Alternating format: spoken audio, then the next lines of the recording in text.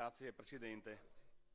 Cari colleghi, oggi grazie alla richiesta del gruppo del Partito Democratico, dei colleghi di Moretti Presidente, 5 Stelle e Liste Tosi, siamo qui a discutere in questo Consiglio straordinario dell'inquinamento più grave in termini di vastità e di matrici coinvolte mai registrato prima nella nostra regione. Conosco bene la vicenda perché me ne sono occupato ancora nel 2013 con un'interrogazione alla Commissione europea dopo che il fenomeno era emerso in seguito a una campagna di monitoraggio dei pozzi d'acqua eseguita dall'IRSA, Istituto di Ricerca sulle Acque, braccio operativo del CNR, Consiglio Nazionale delle Ricerche, monitoraggio eseguito proprio su richiesta della Commissione europea. Questo inquinamento ha un plume, ovvero un'area di estensione, lungo addirittura 50 km, distanza mai percorsa prima da un inquinamento delle falde acquifere in Veneto. Un inquinamento che parte molto lontano nel tempo, dagli anni 70. L'origine di questo inquinamento è stata accertata dall'ARPAV e riportata in uno studio denominato Stato dell'inquinamento da sostanze perfluoroalchiliche, PFAS, in provincia di Vicenza, Padova e Verona. Aspetti geologici e idrogeologici, la rete idrografica, il sito potenzialmente inquinato e prima determinazione dell'inquinamento al 30 settembre 2013. In questo studio dell'ARPAV viene individuata come origine dell'inquinamento un'area dello stabilimento della Miteni SPA di Trissino, in provincia di Vicenza. Le direzioni di questo inquinamento sono ben due. Da Trissino una va verso nord fino a Vicenza ed è lunga una ventina di chilometri e la seconda va verso sud fino a Montagnana, lunga circa 50 chilometri. Un inquinamento che ha interessato sia le falde acquifere ma anche i corsi d'acqua superficiali. Si parla di circa 350.000 cittadini interessati, 3 province, decine di comuni, 180 km quadri di territorio veneto. Alla Miteni SPA recentemente si è conclusa la caratterizzazione del sito e adesso c'è il piano di bonifica, piano sul quale dobbiamo tutti puntare gli occhi, in particolare lo dovrà fare la Giunta regionale. Su questa vicenda sono intervenuti molti portatori di interessi, vediamoli, i sindaci di diversi comuni vicentini, veronesi e padovani, precisamente di Agugliaro, Alonte, Asigliano, Campiglia, Orgiano, Poiana e Sarego, Megliadino San Fidenzio, Montagnana e Urbana, che a ottobre 2015 hanno richiesto provvedimenti urgenti al Ministero dell'Ambiente e all'ARPA.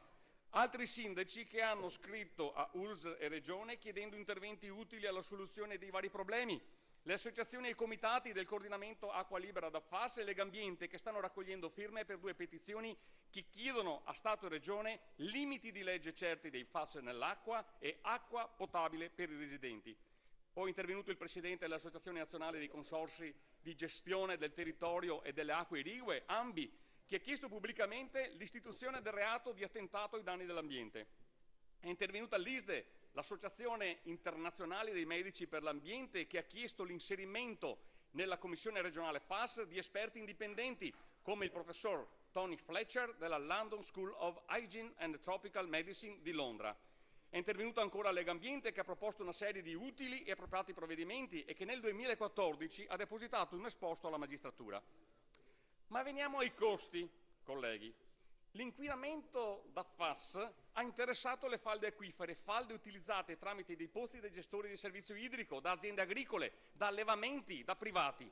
Conseguentemente, comuni e gestori dei servizi idrici, per poter fornire ai propri utenti acqua potabile, hanno dovuto effettuare interventi per nuove reti acquedottistiche e per nuovi filtri a carbone nelle centrali idriche, sostenendo costi complessivi di diversi milioni di euro. Anche le aziende e i privati hanno dovuto sostenere dei costi per poter avere l'acqua potabile. Anche la Regione ha sostenuto dei costi per interventi di potabilizzazione e per la gestione del problema nel suo complesso. Ma veniamo alla questione della trasparenza. Sul piano della trasparenza e diffusione dei dati ci sono delle gravissime carenze da parte della Regione. La prima interrogazione della legislatura sui FAS, che mi vede come primo firmatario, risale al 23 ottobre 2015. Chiedevo la rimozione della causa dell'inquinamento, l'individuazione delle responsabilità e il risarcimento dei danni subiti da enti gestori, comuni, aziende e cittadini. Dopo 5 mesi ancora aspettiamo risposta.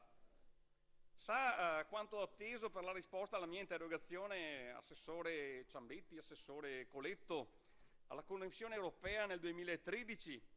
2 mesi, cari assessori. In 2 mesi mi hanno risposto. Qui stiamo aspettando da 5 mesi. Altre 2 nostre interrogazioni del Partito Democratico, Moretti Presidente, del 2 e 3 febbraio, naturalmente anch'esse senza entrambi risposta. Anche il nostro ordine del giorno, approvato all'unanimità da questo Consiglio regionale il 23 dicembre, che chiedeva di mettere a bilancio adeguate risorse per garantire ai cittadini acqua potabile, risulta ad oggi inevaso. Anche sugli accessi agli atti le informazioni vengono date con il contagoccia e di norma mai prima di un mese. Per noi consiglieri è stato più facile avere certi documenti addirittura da testate giornalistiche o da altre autorità piuttosto che dalla giunta regionale. È una situazione che non può continuare. In tema di ambiente e salute c'è l'obbligo di legge e soprattutto l'obbligo morale di attuare massima trasparenza e senza nessun ritardo. Veniamo alla contaminazione della catena alimentare. Dai dati finora ottenuti dal primo monitoraggio la situazione è molto preoccupante perché sono state rilevate in campioni di pesce e uova percentuali di FAS e FOS troppo elevate, ma anche su verdure, carni, erba medica. Questa è una conferma della contaminazione della catena alimentare che ci possono essere gravi ripercussioni sulla salute dei cittadini. Nel collegato alla legge di stabilità avevamo proposto un emendamento volto a stanziare 400.000 euro per un nuovo monitoraggio sulla catena alimentare, più accurato, più approfondito e per compiere una campagna di informazione. Emendamento bocciato.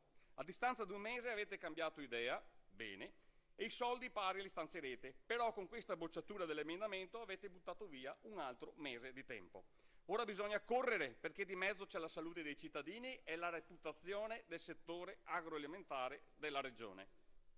Il capitolo del biomonitoraggio dei cittadini con i prelievi del sangue è un'altra delle dimostrazioni di quanto sia lenta e inadeguata l'azione della Regione Veneto su questa grave vicenda.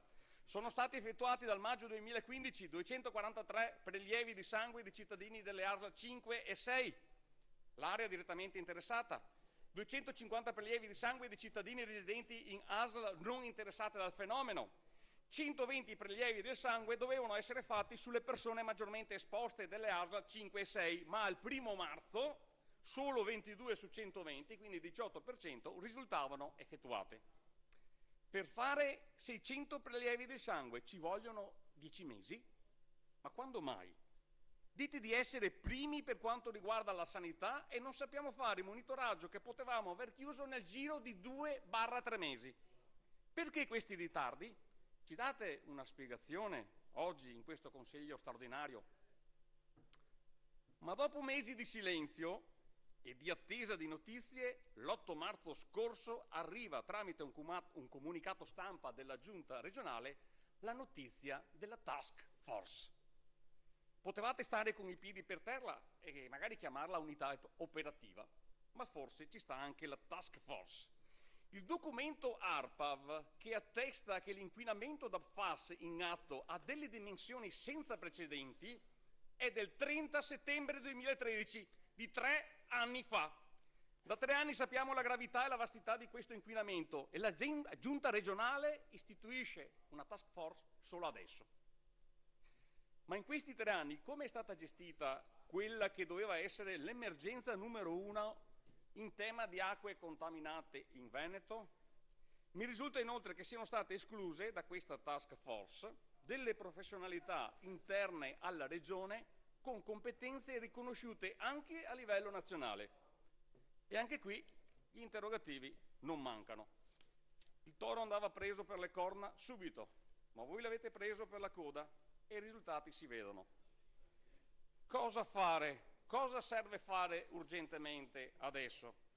Bisogna fare chiarezza, chiarezza e chiarezza. C'è troppa confusione, è stato ricordato da chi mi ha preceduto, ma per fare chiarezza serve fare una corretta informazione. Per fare una corretta informazione serve anche rispondere innanzitutto alle interrogazioni di noi consiglieri, partendo dalla prima presentata il 23 ottobre scorso.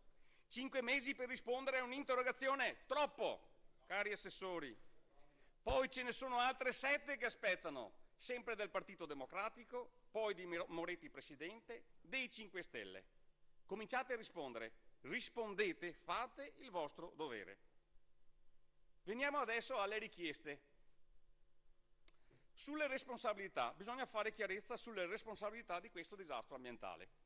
Lo studio dell'ARPAV del 30 settembre 2013, che ho citato all'inizio, a pagina 8 punta il dito contro lo stabilimento chimico di Miteni Spa di Trissino in località Colombare.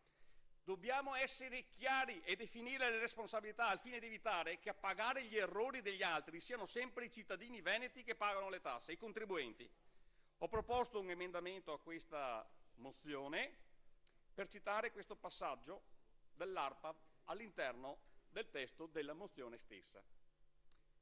Sulla bonifica, la Giunta deve verificare che il progetto di bonifica della Miteni garantisca la definitiva cessazione del rilascio in ambiente di sostanze perfluoroalchiliche tramite investimenti e tecnologie adeguate.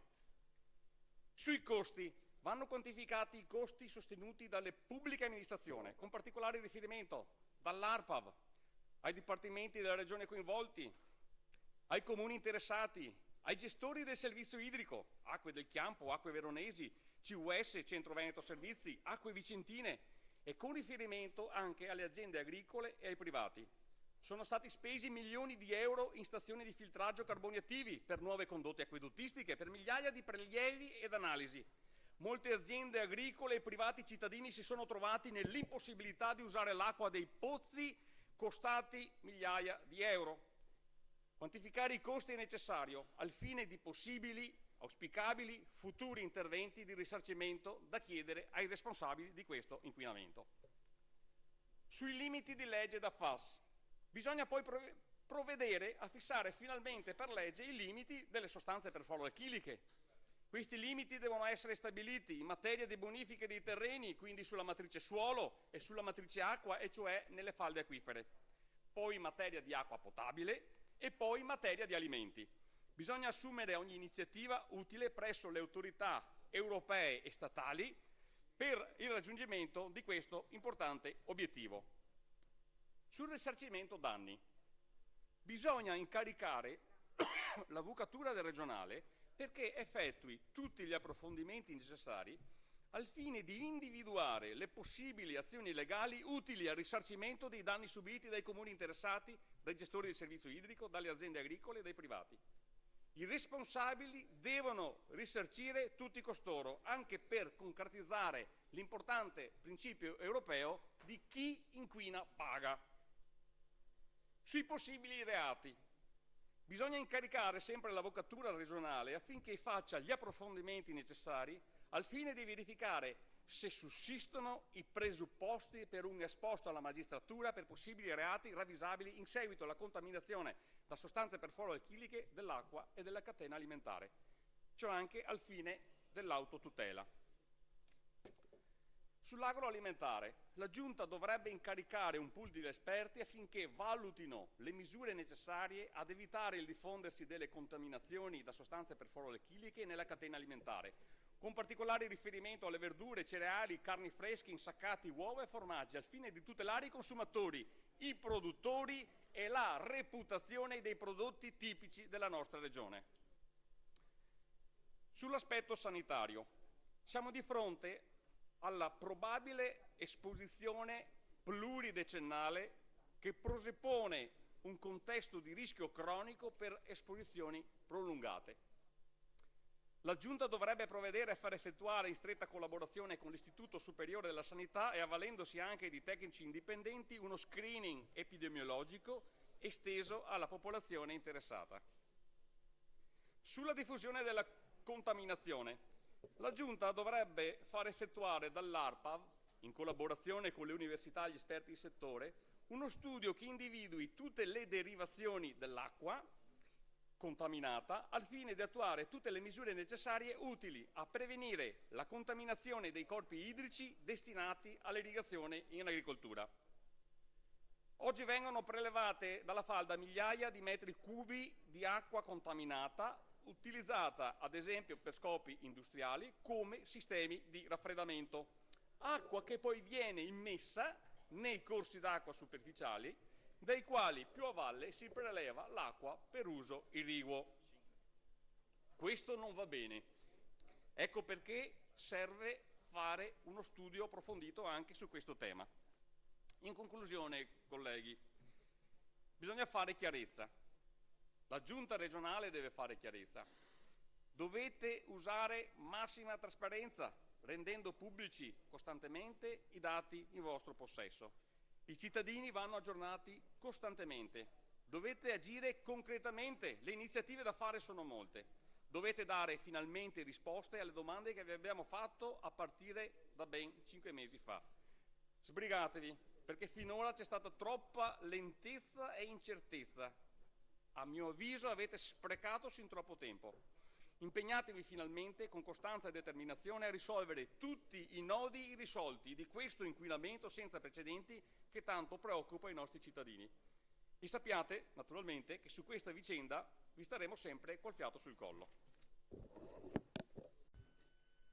Sì, grazie Presidente. Approfitto di questi 5 minuti per illustrare gli emendamenti, visto che non c'è un tempo dedicato a questi. Per quanto riguarda l'emendamento numero 4, nelle premesse della mozione va scritto quello che tra l'altro riporta un documento dell'ARPAV, ovvero che in questo caso sappiamo qual è la fonte primaria dell'inquinamento individuata appunto nello stabilimento della Miteni Spa di Trissino.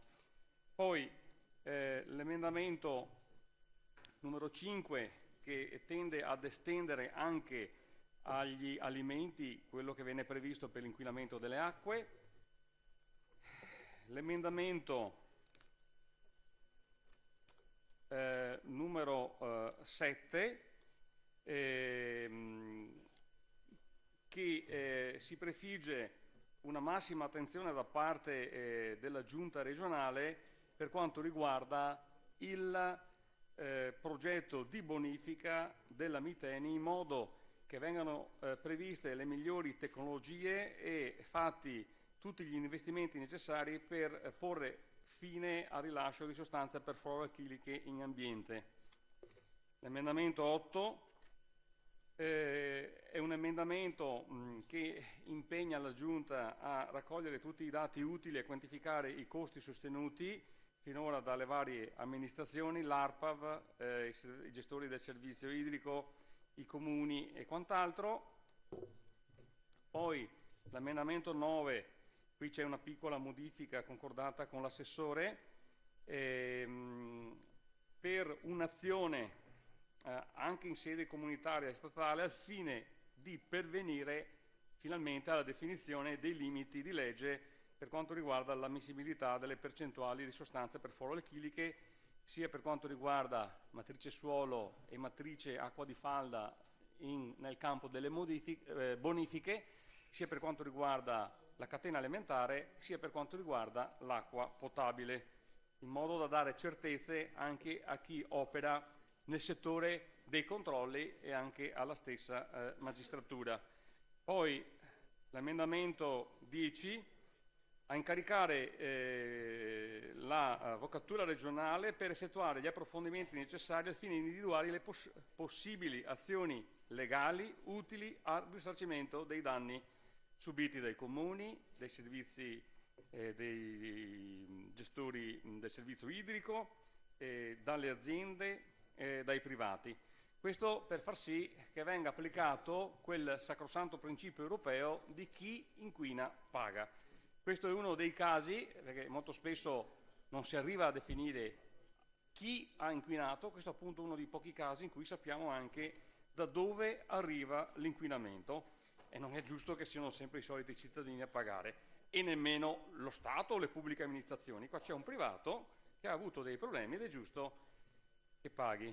Poi l'altra questione a incaricare l'Avvocatura regionale di effettuare gli approfondimenti necessari al fine di verificare se sussistono i presupposti per un esposto alla magistratura per possibili reati ravvisabili in seguito alla contaminazione da sostanze perfluoroalchiliche.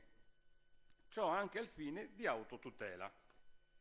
Poi l'emendamento 12 a incaricare un pool di esperti affinché si valutino le misure necessarie ad evitare il diffondersi della contaminazione da sostanze perfluoroalchiliche nella catena alimentare. E l'emendamento 13 ad effettuare in stretta collaborazione con l'Istituto Superiore della Sanità e avvalendosi anche di tecnici indipendenti uno screening epidemiologico esteso alla popolazione interessata. L'emendamento 14 a far effettuare dall'ARPAV in collaborazione con le università e gli esperti di settore uno studio che individui tutte le derivazioni dell'acqua contaminata al fine di attuare tutte le misure necessarie e utili a prevenire la contaminazione dei corpi idrici superficiali che successivamente vengono utilizzati per l'approvvigionamento del settore dell'irrigazione in agricoltura. Questo proprio per eliminare questa propagazione del contaminante in diverse matrici, qualora appunto, ad esempio, vengano utilizzate queste acque nei sistemi di raffreddamento o nelle industrie e poi prelevati dalla falla acquifera, inquinate, si possono utilizzare perché c'è l'uso industriale, ma poi vengono rilasciate negli scarichi, appunto nei fiumi, che poi percorrono chilometri e vanno ad essere utilizzati per l'irrigazione. Ecco, questi sono degli emendamenti, diciamo che sono stati accolti tutti tranne uno, così da incrementare e rafforzare il testo della mozione. Grazie.